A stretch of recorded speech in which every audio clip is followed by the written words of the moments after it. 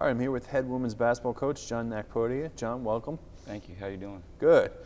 All right, so you're heading into your second year now as head coach. Last year was a rebuilding year in many different ways, and this year you're set up for success. You've got 9 returnees and you brought in 3 Division I transfers. Tell us about the makeup of this team. Well, I would say this year's team is a lot older than last year's team. Last year we had about 6 freshmen. This year we have no freshmen.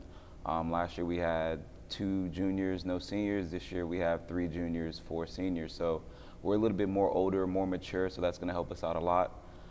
We are also, like you said, we did bring in 3 Division I transfers. They do bring a lot of different talent and skill sets and kind of balance out the roster a little bit. They give us more size, more versatility at the point guard position. So that really helps us as well. Okay.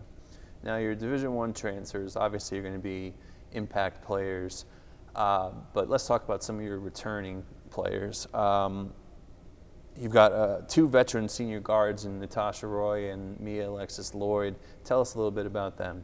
Natasha Roy was one of our better scorers last year. She can really fill it up. She's a great shooter, good ball handler. She can get in the paint. She has a good floater game.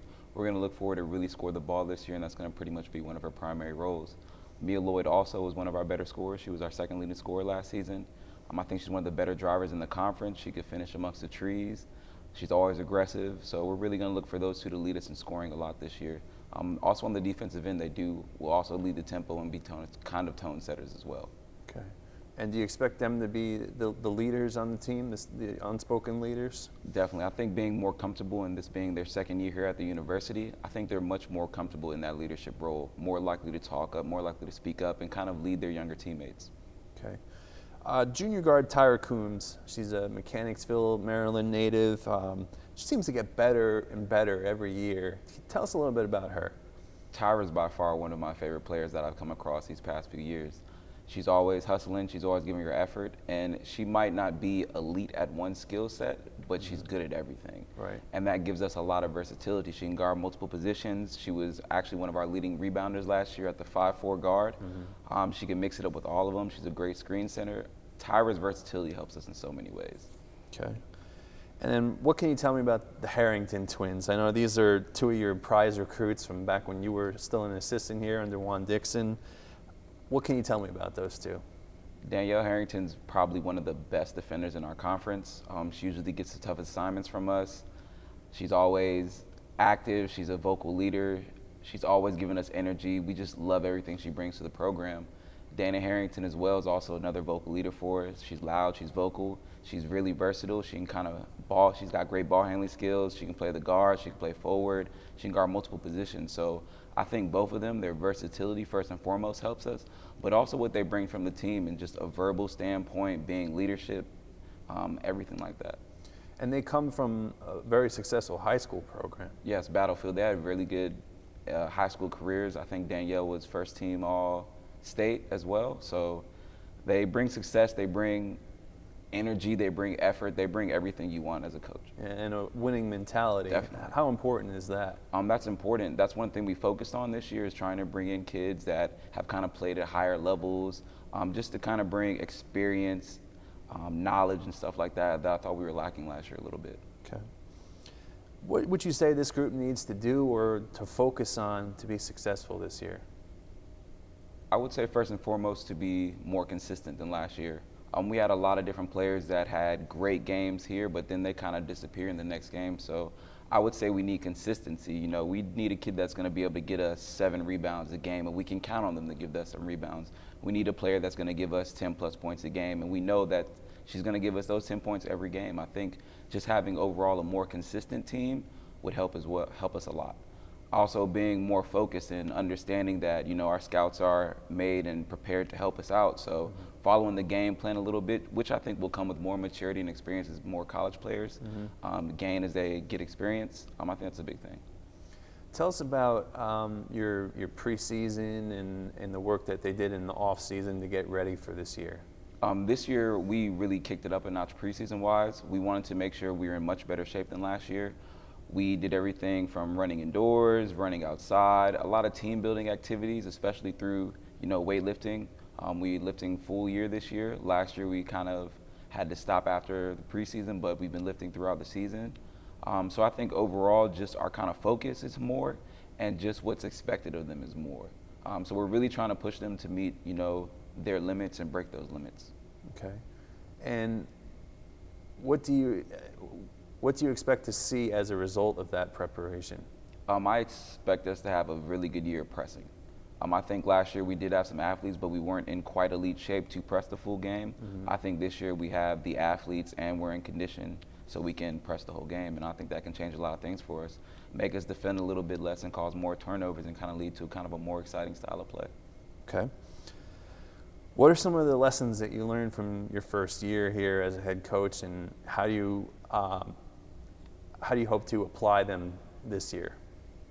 I think I learned that it's a process. You can't change the culture or create culture overnight. It's a consistent battle. It's a consistent process. Even from the little things, from making sprints on time, being on time to practice, every little thing matters, and I think we've treated it such so far this year. I think that allows us this year to be a little bit more patient and to understand that, everything's not going to change overnight. You're not going to just automatically become a 20-win team. It's a constant grind, and every little thing matters and goes into that. Okay. Now, a lot of coaches talk about how important it is that you're playing your best basketball at the end of the year. How important is it to you that you guys get off to a good start? I think with the year we had last year, it's important to show that we're a different team this year. And you do that by establishing and showing that we can win games early and often. And if we can get off to a better start really this year, I think it'll allow us in the long term and in the long run, just period, over the course of however long these players are here for their 4 years, just to give us more confidence and show that we are a different program than we have been in the past. Okay. What specific games are you looking forward to this year? I would say our battle with LIU Post. I have a great relationship with the coach. They've had a lot of success in the conference these past few years, and this is their last year in the conference, so it would be great to leave with a win on our belt against them.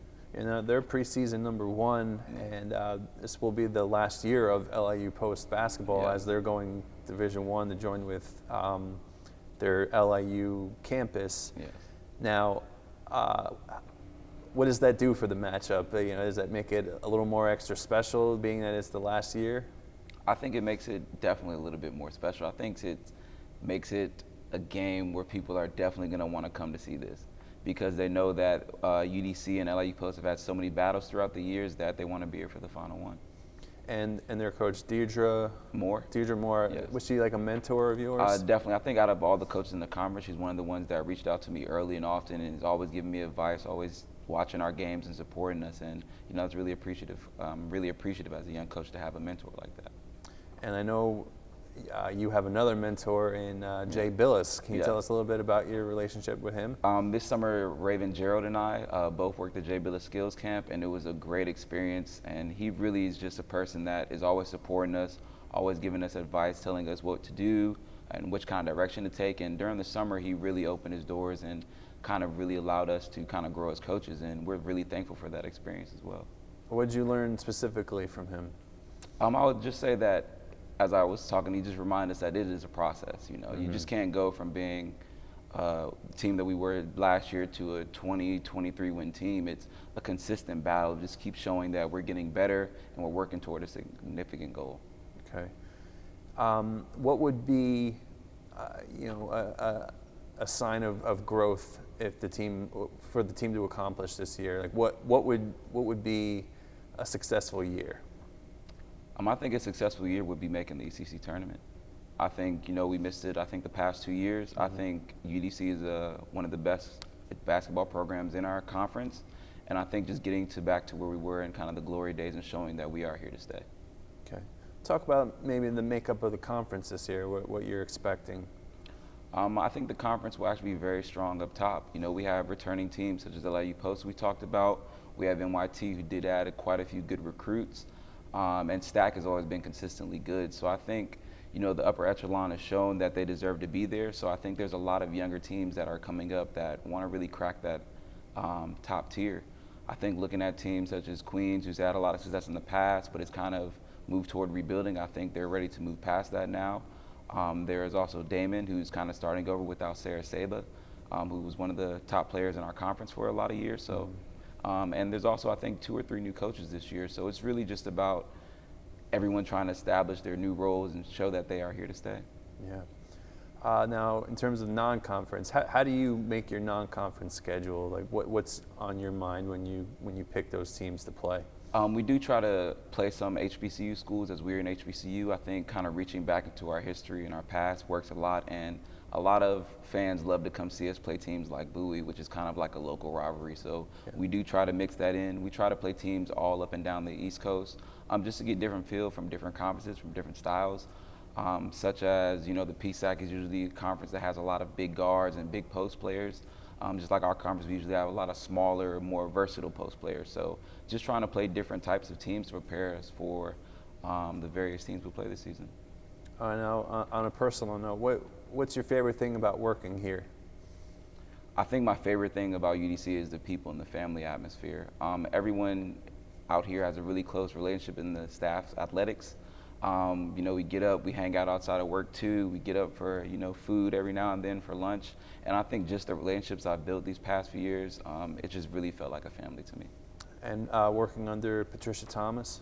I think she's one of the most supportive, one of the smartest athletic directors I've ever met. She's constantly supporting our program. She's a great advocate for Title IX. I think she's done a lot for UDC, and I think she's going to definitely go down the history books here. All right. Well, we wish you the best of luck this year. Thank you. Appreciate it, Eric. All right.